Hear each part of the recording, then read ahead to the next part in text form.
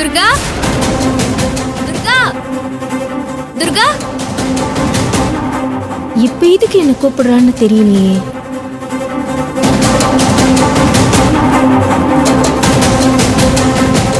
துர்கா இங்க வாங்க. இவங்க எதுக்கு? துர்கா இந்த ஸ்வீட் பாக்ஸ கொண்டு போய் அத்தை கிட்ட கொடுங்க. ஃபர்ஸ்ட் ஸ்வீட்டை அத்தை சாப்பிட்டதுக்கு அப்புறம் தான் மத்தவங்களுக்கு சேல்ஸுக்கு எல்லாம்.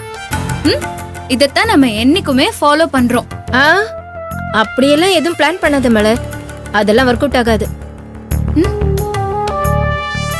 அம்மாவுக்கு ஏற்கனவே ஹை சுகர், அதுக்கு மேல எப்படி அவங்க ஸ்வீட் எல்லாம் சாப்பிடுவாங்க? இதுல டெய்லி வேற டேஸ்ட் பண்ணுங்கிற. சம்பிரதாயத்துக்கு ஒரு துண்டு சாப்பிடுறதால ஒன்னும் ஆயிட போறது இல்ல. நீ கொண்டு போய் குடு. கொண்டு போய் கொடுத்தனா அவங்க என்னதான் திட்டுவாங்க. அதனால அந்த ஐடியாவை நீ டிராப் பண்ணிடு மலர். முடிவை நீ எடுக்காத துர்கா, நான் சொல்றத மட்டும் செய். சரி கொடுங்க, கொண்டு போய் கொடுத்துட்டு திட்டு வாங்கிட்டு வரேன். நான் சொன்ன எங்க கேட்க போறீங்க?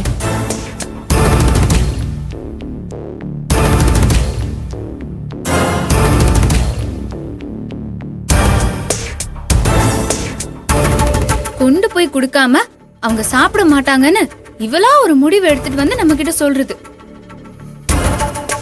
மலர், துர்கா சொல்றதுலயும் ஒரு நியாயம் இருக்குல்ல.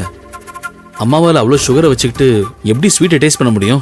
அவங்க சாப்பிட்டு பார்த்ததுக்கு அப்புறம் தான் சேல்ஸ் பண்ணணும்னு நான் ஒரு முடிவு பண்ணி வச்சிருந்தேன்.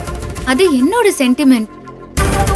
நான் என்ன முழு ஸ்வீட்டையுமா சாப்பிடணும்னு சொல்றேன். ஒரு சின்ன துண்டு சாப்பிட்டா போதும், அவ்வளவுதானே.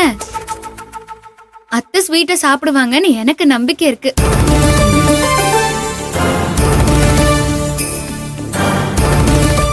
அம்மா ஸ்வீட் எடுத்துக்கங்க.